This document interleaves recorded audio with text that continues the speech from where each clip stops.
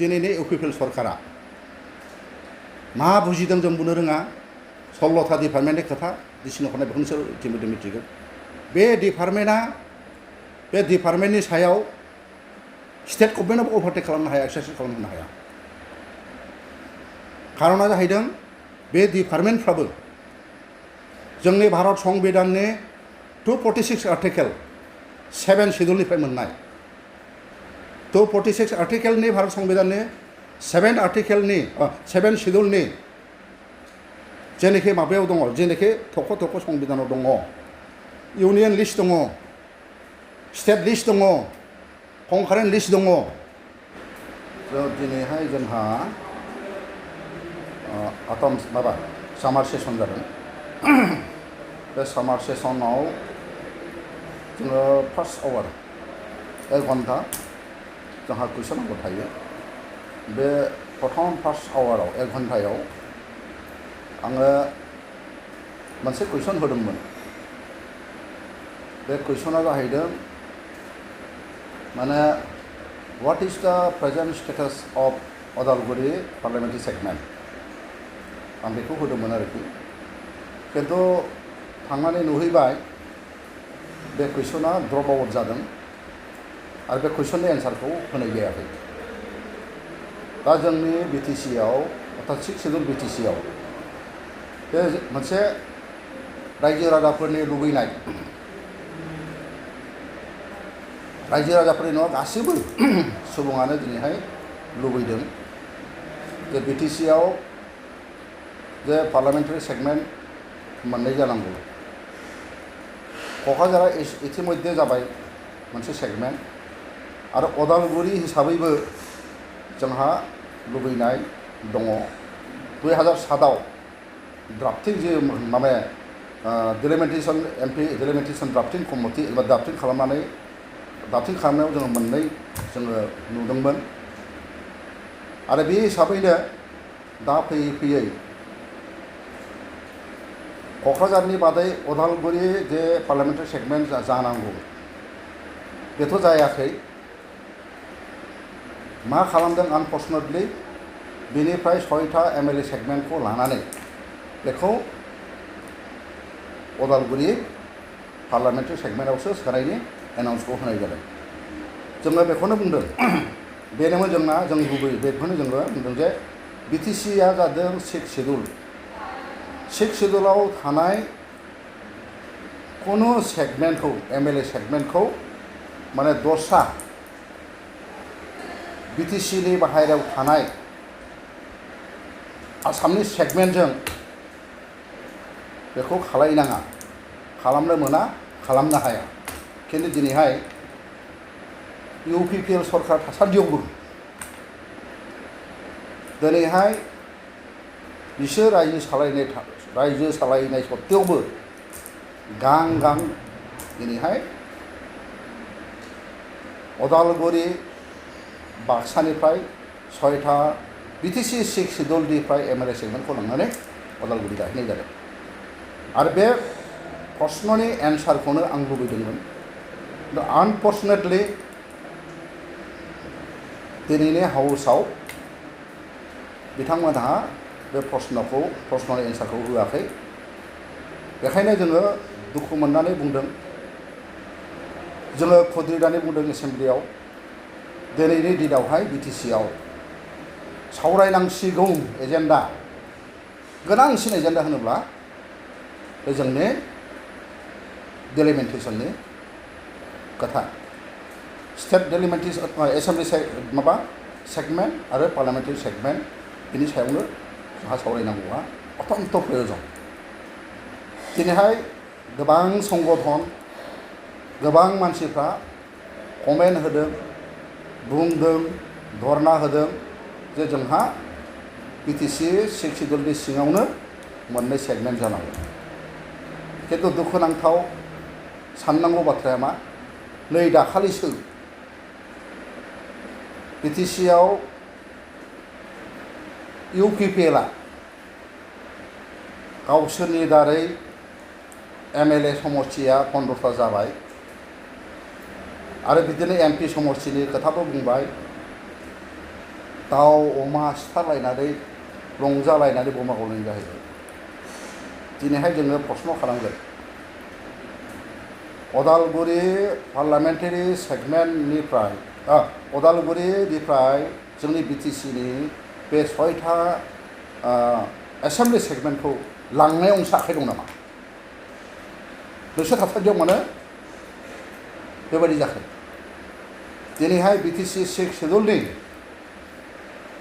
मोनफा मोनफा बे एमएलए सेगमेन्टखौ जुदि नन बिटिसिआव थानाय पार्लामेन्टारि सेगमेन्टआव जुदि हरनाय जायोब्ला बिटिसिनि एक्जिस्टेन्सआ बबाव थाबावनो बिटिसिआ बोरै जोरबावनो बिटिसिआ जाहैदों 2003 नाव बियो सुक्ति जादों भारतनि जोंनि सांसद पार्लामेन्टआव मोननैबो सदनाव बिल पास खालामनानै राष्ट्रपतिया सहि होदों एक जादों आयेन जादों भारत संबिधाननि गेजेर संबिधानाव सोसननानै संबिधाननि धारानि 224 आरो 275 आर्टिकेलाव 6 शेड्युल हिसाबै बिटिसिखौ गठन खालामनाय जादों स्पष्ट लिरनाय दङ बेवहाय जे बिटिसि ओनसोलाव जे मोनसे जोंहा एरिया दं बे एरिया हिसाबैनो जोंहा थानांगौ एमएलए सेगमेन्ट हिसाबै एमएलए सेगमेन्ट हिसाबै थानांगौ आरो एमपि जुदि सेगमेन्ट मोननै जुदि जादोंब्ला बे मोननै जानांगौ आरो खुनु दिन जोंनि बिटिसि 6 शेड्युलनि स्पिरिट बायदियै बे एमएलए सेगमेन्टखौ दस्रा पार्लामेन्ट सेगमेन्टआव हरनायनि रावहाबो मोन्थाय गैया आरो बेखौ हाया खिन्थु दिनैहाय पलिटिकेल कनस्पिरेसि खालामनानै बेखौ दिनैहाय हरनो नागिरदों बिदिब्ला बिटिसिआ सानसे थाबावनो पार्लामेन्टारि सेगमेन्टनि थाखाय जोंनि अदालगुरि डिस्ट्रिक्टनि सिङावनो 6था एमएलए सेगमेन्टखौ जुदि हरनाय जायोब्ला बे मा मिन्स खालामदों बियो डिप्राइभ जागोन ना जाया अथन्त डिप्राइभ जागोन जों बन्सिथ जागोन बिटिसिनि सिङाव थानाय 6था एमएलए सेगमेन्टआ दिनैहाय बाहेरायाव थांनानै बे बिटिसि बासिया मा बेनिफिट जागोन बेनिखायनो जोङो दुखु मोनदों खुद्रिदों आरो बे हिसाबै जोङो मा खालामदों बे एसेम्बलिखौ जोङो बयकाट अर्थात मा खालामदों जोङो एसेम्बलिखौ बाहागो लायाबानो जों आउटआव फैदों बाहेरायाव फैदों बे खारन आरो जुदि जोङो नायोब्ला दहाय बुंदों आङो 2003 आव जितु बिटिसि सुक्ति जादों बेखौबो एसे जोंना मिथिनाया मोजां बिटिसि सुक्ति जानायनि उनाव 275 आर्टिकेलाव फैनायनि उनावहाय बे 6 शेड्युलाव जोंनो माखासे क्षमता होनाय जादों जोंनो डिपार्टमेन्ट होनाय जादों जोंनो 40 साबजेक्ट अर्थात 40टा डिपार्टमेन्ट जोंनो होनाय जादों आरो बे डिपार्टमेन्टनि सायाव जों आयेन बानायनो हायो दहाय बुंदों additional power of Bodoland autonomous council to make laws होनदों आरोखि जोङो आयेन दानानै जोङो जोंनि बिटिसिनि जेनाखि क्षमता बेखौ एक्सारसाइज खालामनो हायो रायजोनि इन्टारेस्टआव दिनैनि इउपिपिएल सरकारा मा बुजिदों जों बुंनो रोङा 16था डिपार्टमेन्टनि खोथा डिसिनो हरनाय बेखौ नोंसोर इतिमध्य मिथिगौ बे डिपार्टमेन्टनि सायाव स्टेट गभर्नमेन्टआबो अभारटेक खालामनो हाया एक्सारसाइज खालामनो हाया खारना जाहैदों बे डिपार्टमेन्टफ्राबो जोंनि भारत संबिधाननि 246 आर्टिकेल 7 शेड्युलनिफ्राय मोननाय 246 आर्टिकेलनि भारत संबिधाननि 7 शेड्युलनि जेनाखि माबायाव दङ जेनाखि थख' संबिधानाव दङ इउनियन लिस्ट दङ स्टेट लिस्ट दङ कंकारेन्ट लिस्ट दङ दा जोंनाबो बे 7 शेड्यूलनिफ्रायनो जोंनि डिपार्टमेन्टखौ होनाय जादों जोंनो एसेबां क्षमता होनाय जादों खिन्थु दिनै इउपि सरकारा बे जोंनि बिटिसिनि पावारखौ एक्सारसाइज खालामनायाथ' बाध्य बेखौ मोनसेनिफ्राय मोनसे हरनाय जादों बेबो बिटिसिया बे जोबलांनाय अर्थात बिटिसि 6 शेड्यूलनि स्पिरिट बिटिआर सुक्तिनि गेजेरजों मोनसेनिफ्राय मोनसे थांनो नागिरदों दा बेखायनो जोङो कनसियास जानांगोन 6 शेड्यूलखौ जों बिटिसि 6 शेड्यूलखौ जि मोनबाय जायनि दारै जों 15 बोसोर जोंनो बे 6 शेड्यूलनि दारै नांगौ बादियै रायजोनि समस्याखौ जों खालामनो हादों दिनैहाय पावार एक्सारसाइज खालामनायावबो बिसोर दिनैहाय हादों नामा बिसोर दिनैहाय गोसोबादि सालायनो हायाखै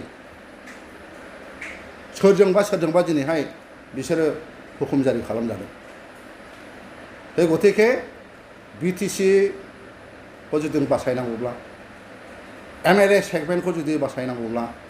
पार्लियामेन्ट सेगमेन्टखौ जुदि बासायनांगौब्ला जोङो खोथा बुंनांगोन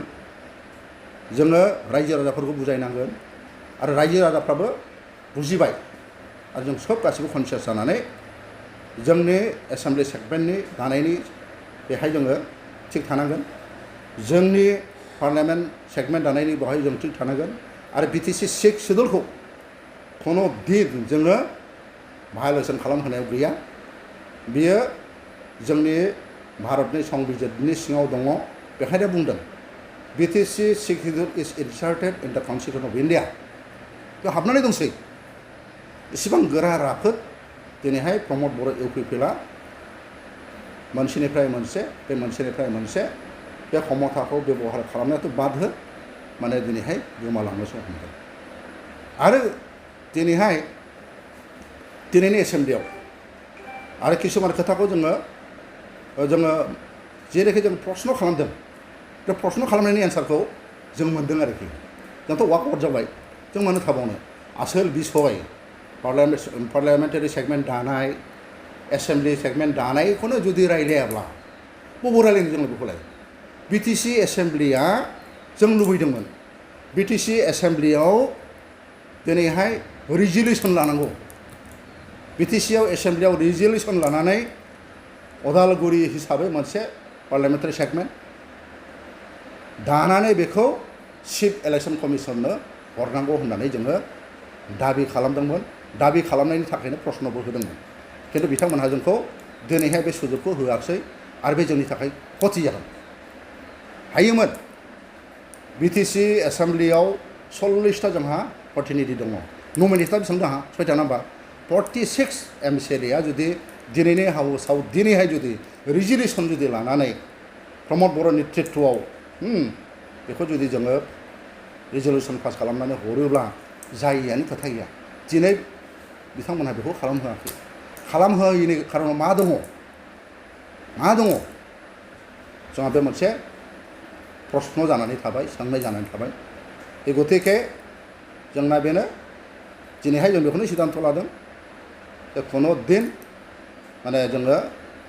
बे एजेन्डाखौ जुदि रायलायहोआब्ला डिसकासन गैयाब्ला जों सोंनायनि बा डिसकासननि जुदि जेबो स्कप होआब्ला बे एसेम्बलियाव थांनो लाब गैया बेखायनो जों जादों आरोबाव मोनसे बेहाय दं जे बेहाय होननाय जादों स्पष्ट भाबै बेहाय होननाय जादों जे सोंनाय जादोंमोन जे आसाम सरकारनि दारै सुफुंनाय Assam direct recruitment 2022-23 4th grade 3rd grade आनजादाव उथ्रिसारनाय बिजाथिफोरखौ बिटिसि ओनसोलाव बबे बिफानाव साबेसे थिसननाय जाखो बिनि डाटाखौ मोननांगौ बुंथिगिरि बिथांनि गेजेरजों मिथिहोहरनाय जाबाय बे सोंनाय जादोंमोन किन्तु एन्सारा मा जाहैबाय अनारेबल CMनि एन्सार आइसिना पार्सनेल बिटिसि रिप्लाइआ मा जाहैबाय निल मा जादों बे मा फोरमायदों होनो हायाखै बिटिसि 6 शेड्यूलाव 4th ग्रेड 3rd ग्रेडखौ साख्रि होनायनि क्षमताखौ जोंनो होदों 15 बोसोराव जों बिदि होबोदों दिनैहाय दा बर्डआनो दादों ना दिनैहाय साख्रिखौनो होनो हादों कमन रिक्रुटमेन्टआव थांजोब्बाय बबे साख्रि होबावनो रेकर्ड गैया निल होबाय बे रेकर्डआ बिटिसि सेक्रेटारिनि होनाय रेकर्ड बिसोर जेखि बुङा सोरबा बुंदों ओरैबायदि होदों इसिबां श' होदों इसिबां हाजार होदों बे बेस्लास बे जाहैदों बिटिसि सेक्रेटारिनिफ्राय सोंनायनि उनाव रिजाल्ट निल थारमाने होआखै गैया होमबा मा जानो नागिरदों बिटिसिआव मा जानो नागिरदों माने गासिबो गैया जानो नागिरदों दा जोंना बेनो जे बिटिसिखौ जों जेरैबाबो जों धंस खालामहोनायाव गैया बिटिसिनि समस्थिखौ जों अलट फलट जाहोनायाव गैया जोङो पार्लियामेन्ट सेगमेन्टखौ जों जेरावबो मोननांगोन उइदिन बिटिसि आरो बे बिटिसिआव थानाय एसेम्बलि सेगमेन्टखौ जोङो बेलेगाव हरनाय नङा स्पेसियेलि अदालगुरिया जोंहा मोनसे पार्लियामेन्टारि सेगमेन्ट जानांगौ जोंनियाव दा 22 लाख भटार जाबाय बिटिसिआव मोननै रानोब्ला 9 लाख आरामसे मोननै मा जायो पार्लियामेन्टारि सेगमेन्ट जायो बेलेग स्टेटआवथ' 7 लाखजों जादों जोंनाव 9 लाखजों मानो जाया जानायनि खोथाखौथ' बाद हो खालामनायनि खोथाखौ जोंनिखौ हरबावनोसो नागिरो बेथ' आनफरचुनेट नङा होमबा जों बिटिसि बासिनि थाखाय बे आनफरचुनेट बे गतिके दिनै जोङो बेखायनो जोङो बुंदों आरो जोङो बेखौ जोङो स्टेन्ड लाबाय थागोन जेसेबां दिन जाया जोंनि बे होख्रावनाया जाबाय थागोन जोंनिया धरनाया जाबाय थागोन जोंनि हाग्रामा महिलारि सारा स्टेन्ड लानानै बुंबाय थादों जोंहा अदालगुरि पार्लियामेन्ट सेगमेन्टआ जानांगौ आरो हे गतिके जोंबो जोंनि सारनि बुंनाय बा बोथिन बायदियै जोङो जोंनि माने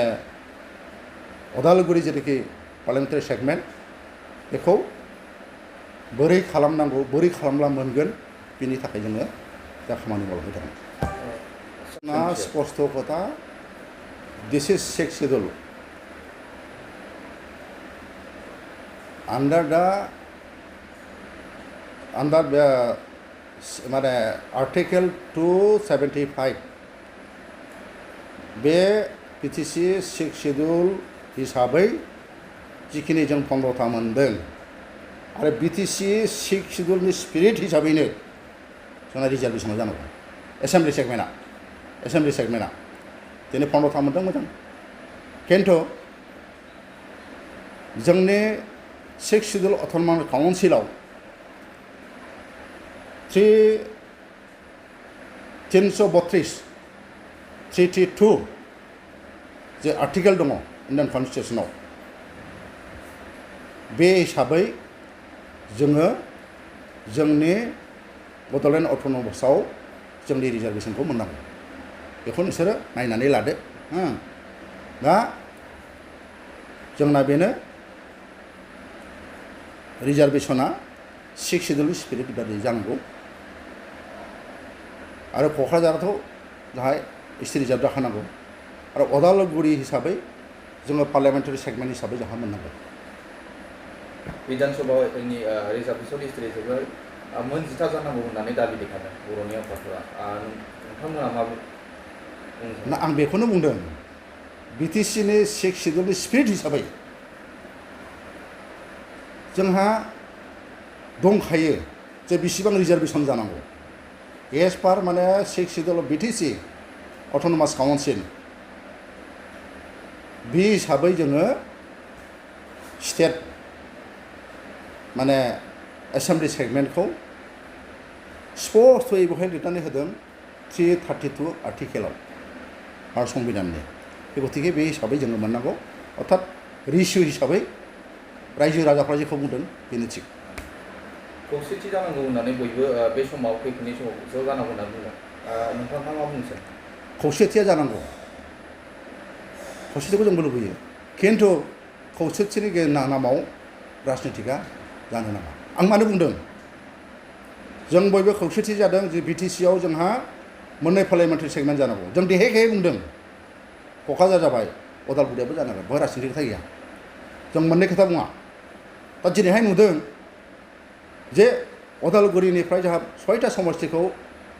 दरं माने पार्लियामेन्टारि सेगमेन्टआव होदों बे जानो नाङा जों बुंदों आरो बेखौ जाहोनो नाङा बिटिसिनि 6th schedule हिसाबै बे जानो मोना खिन्थु दिनैहाय खौसे जादों होननानै जानोसै मानोसै होननानै बेखौ जेबो बुङाबाथ' जेबो जानाय नङा ना दिनै जों एसेम्बलियाव जोङो बेखौनोथ' रिजलिउसन लाजानो लुबैदोंमोन जे जोंनि 46 जन 36 MCLAफ्रा दिनैहाय जुदि हाउसआव जुदि रिजलिउसन जुदि लायोमोनब्ला बे जाथारगौमोन जायाखिसै सानसेखौनो हायाखिसै बिसोरनि बुंनाया मा जे बे इलेक्शन मेटार हट इलेक्शन मेटार जोंनि बिटिसिनि थाखाय बे रायलायनांगौआ बेनो 1 नाम्बार एजेन्डा बिटिसिनि जोंहा 6 शिड्युलनि एसेम्बलि सेगमेन्ट पार्लियामेन्टारि सेगमेन्टआनो जुदि उल्थां फाल्थां जुदि जाजोबनांगौब्ला बिटिसिआव बबाव थाबावनांगौ जाखो होमबा बेखौ रायलायथारनांगोन ना होमबा बे प्रश्नखौ बे जेनाखि जोङो बिदों बेखौ दिनैहाय मानो डिसरिगार्ड खालामनानै बेखौ नेग्लेक्ट खालामनानै मानो लाबोआखै जों बुंबावदों जेनेरेल डिसकासन लाबोनांगौ होनदोंमोन जोंनि बिटिसिनि rule of procedure and conduct of business होननाय दङ बेवहाय जोंहा 50 दङ जे बेबायदि इम्पर्टेन्ट एजेन्डाखौ जोङो जेनेरेल डिसकासनाव लाबोनो हायो आरो बे हिसाबै बेखौबो जों होदोंमोन बेबो गैया बेवहाय होदों आं एसे फरायनानै होनि बेवहाय होदों Honorable Speaker BTCLA Kokrajhar The opposition party want to get a general discussion in this assembly session in respect of draft of State Assembly and Member of Parliament constituency related to BTC area as per Rule No. 50 Chapter 10 of the Manual of the Rules and Procedure and Conduct of Business of BTCLA. दुनियाखौ जोंहा बे प्रभिजनावबो रायलायनो हायो जोंबो रायलायनो हाया जोंनि एथान्त गिदिर समस्याखौ जोंनि एसेम्बलियाव रायजो राजाफोरनि सार्थआव बिटि स्पिरिटनि सार्थआव रायलायनो हायै मा दं बेवहाय मा दं सिङाव थारमाने बेखौ सिद्धान्त लायोब्लाबो बिस्रा माने क्षमताया अर्थात पावारा गाज्रिया थानाय नङा नामा सोरजोंबा बुख्लाय जागोन नामा नोंथ' बिदिखौसो नुहुरदों नंखायनो जेबो बुङा